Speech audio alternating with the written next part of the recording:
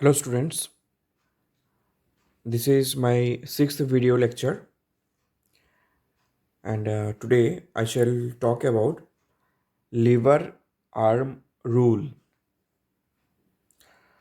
I think you have seen this diagram in my second video lecture. Today I am using the same diagram to make you understand the lever arm principle or lever rule.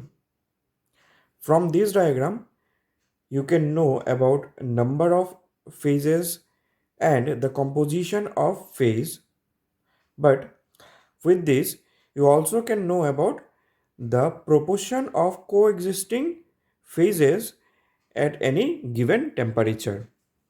By using this diagram, this antimony-bismuth phase diagram, now we will calculate or we can understand the proportion of the coexisting phases at any given temperature. So I have shown you this diagram. In this side we have temperature, and here in this side we have the weight percentage of the two components. One is antimony. I am denoting, or I am writing this antimony with green color, and this red one is bismuth. So from left side to right side, the percentage of bismuth is increasing and the percentage or weight percentage of antimony is decreasing. So to calculate the relative amount of two phases, which are, one is alpha, this is solid phase, and another is liquid phase. So we will calculate the relative amount of these two phases, alpha which is solid phase and this L is liquid phase. Now let us take one point which is at 30% of bismuth and 70% of antimony. This point is M, point M. We are taking this point which is consist of 30% of that bismuth and 70% of antimony. Let us say here we have one first kind of lever. I think you have already studied in your 10th class 8, 9th or 10th about three types of levers. First lever of first kind, second kind and third kind. So let us take this one as the lever of first kind. And in the first kind of lever we have one fulcrum. So the fulcrum of the first kind of lever is at the intersecting point of this AL line and this OP line. So this AL line and OP line is intersecting at point M, and we are taking the fulcrum of this first kind of lever at this point M.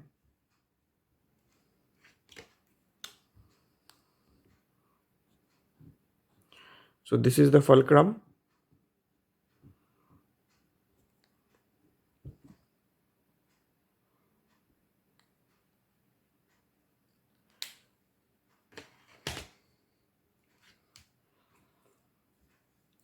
So M point is, we are taking this M point as the fulcrum of the lever.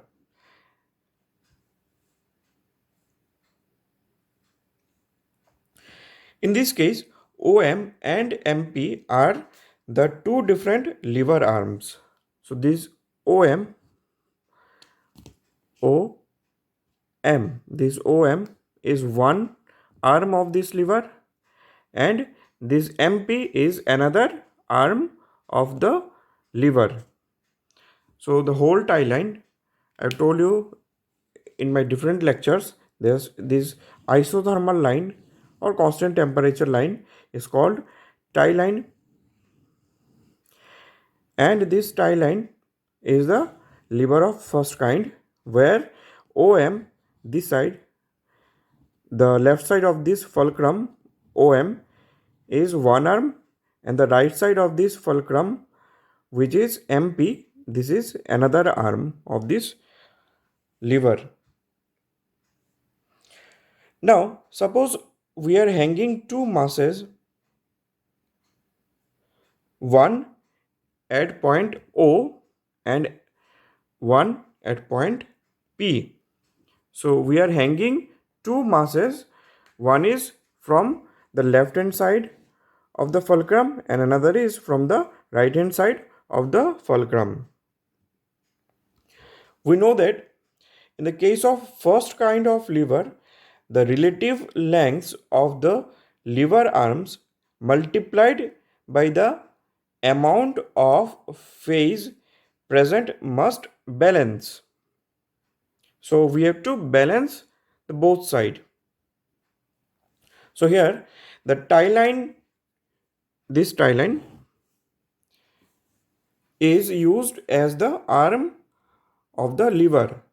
The mass of the liquid phase is hanging at the liquidus line.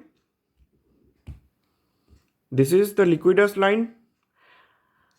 This line is liquidus line. So the mass of the liquid is hanging from this liquidus line, and the mass of the solid is hanging from the solidus line. To make the lever parallel to this composition axis, we have to make this tie line or lever arm is parallel to this composition line, and to make the lever parallel to this composition axis, we have to compare the mass of solid. This side we have solid, the mass of solid with opposite arm. This one is the opposite arm of the solid, MP.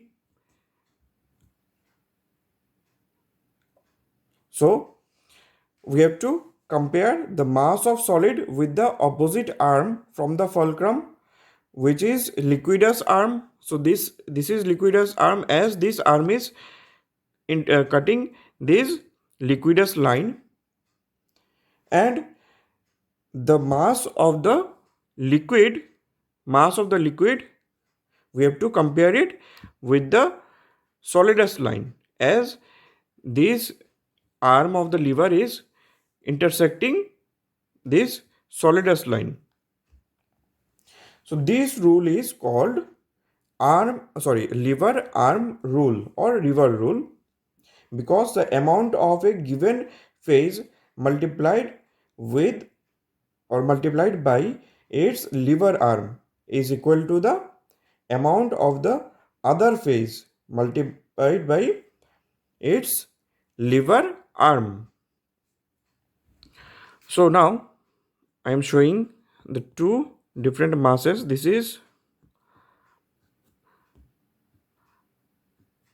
as we are hanging this one from solidus, so this one is the mass of the solid, and this side we have mass of the liquid. So these are the two different masses we have hanged from the one is from solid, the mass of the solid from solidus line, and mass of the liquid from the liquidus line. So let us take the composition at these points. At liquidus point, the composition at this liquidus point, the composition is Cl, and at this solidus line we have the composition C alpha, and at this one, which is our fulcrum, CO or C naught. So these are the three compositions. One is C alpha, this one, Another is Cl, this one, and the last one is C naught. C naught is the fulcrum. So now we have to find the mass friction of the phase alpha and mass friction of the liquid phase. So first of all, we will find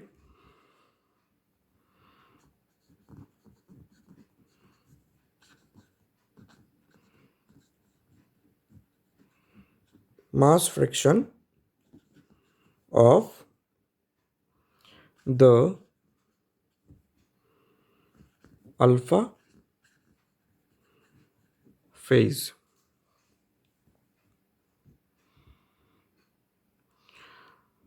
which is m alpha. So now this mass friction of alpha phase is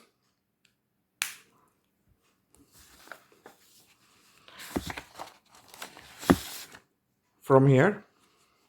It is basically MP by OP. MP by OP. This is the whole lever arm. OP is the whole lever arm. This OP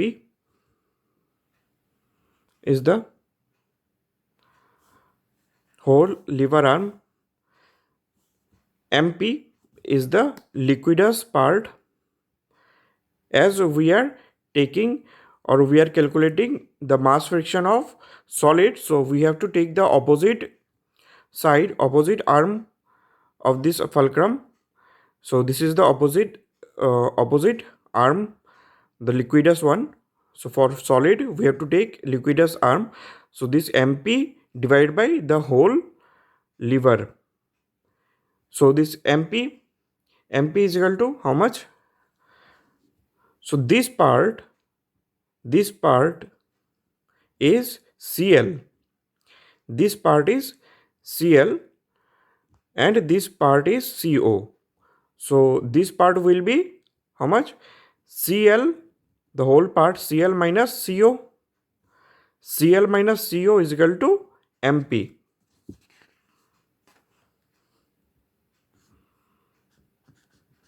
MP by OP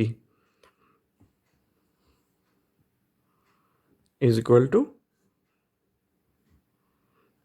CL minus CO divided by CL minus C alpha. CL minus CO, as we are taking the mass friction of solid phase, so this is the liquidous part of this lever arm, liquidous part, and this is the whole lever arm. Liquidous part divided by whole arm. So this is the mass friction of the phase alpha. Now we will see about the mass friction of the liquid phase.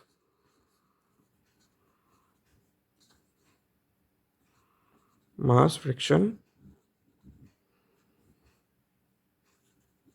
of the liquid phase is denoted by L, liquid phase, which is ml.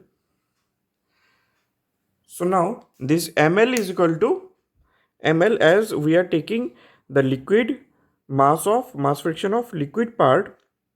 Obviously we have to take the lever arm of that solid part to balance this one. So this is the solid part, OM divided by OP. So as we are calculating this one, so we have to take the opposite one. This is OM divided by the whole arm, which is OP.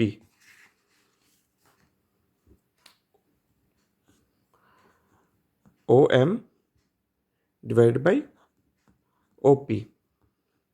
So this OP and OM, we have to see what is OP and what is OM. OP, we have already shown you what is OP. OP is Cl minus C alpha. Cl, the whole part from the origin to this point. Cl minus C alpha. Cl minus C alpha is equal to OP. Now we will see this one, OM. OM is equal to CO minus C alpha. CO minus C alpha. This is OM.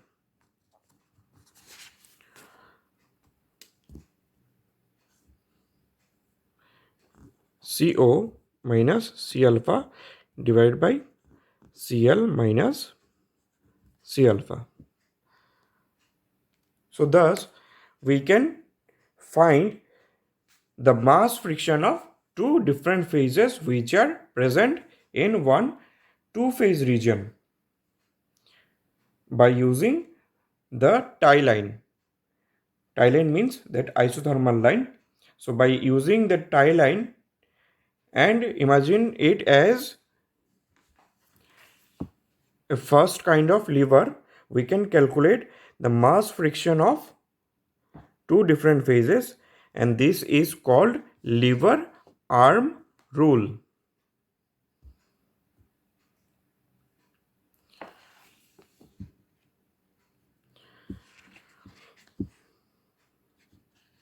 So now we will see another rule, which is 1-to-1 phase rule. 1-to-1 phase rule.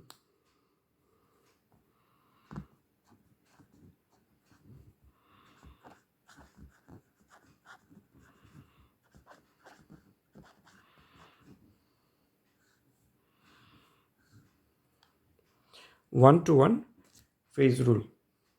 This is a very simple rule.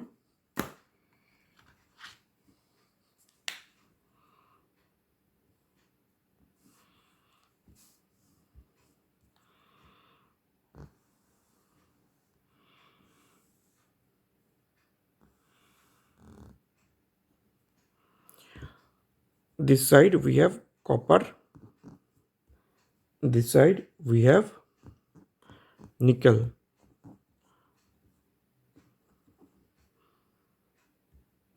This side temperature.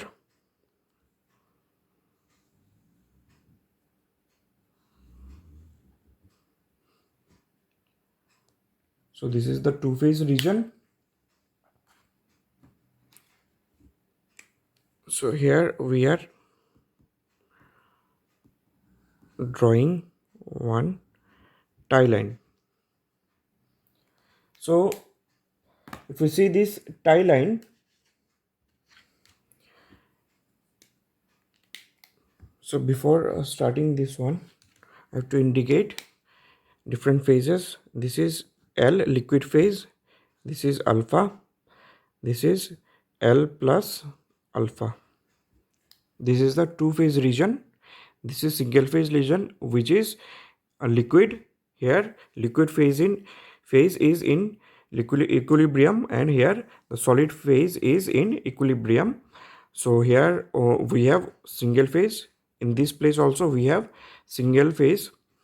In this region we have two different phases. One is liquid, another is solid phase.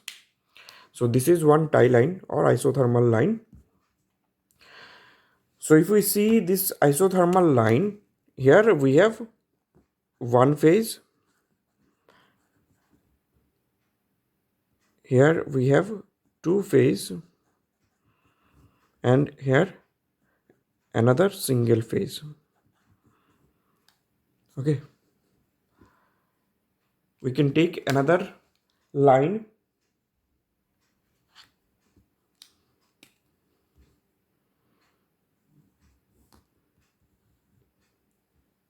Here also we can see we have one single phase there is double phase, and here single phase. Means alternative.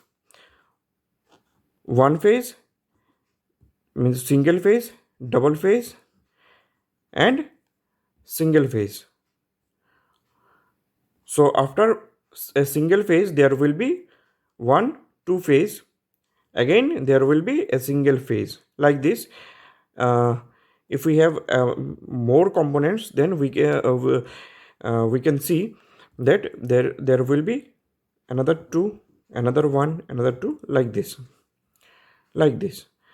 So alternative: one phase, then double phase, then single phase, then double phase, like this.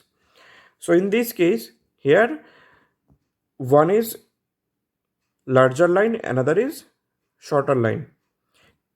So here the for this red line, the liquid line is larger, but the solid line is smaller. But here we have smaller liquid line and larger solid line. So this depends upon the temperature. So from here we can see the 1-to-1 phase rule. So that's all for today. So in my next video lecture, we will discuss about eutectic diagram, eutectoid diagram, peritectic diagram, and peritectoid phase diagrams. So thank you for today.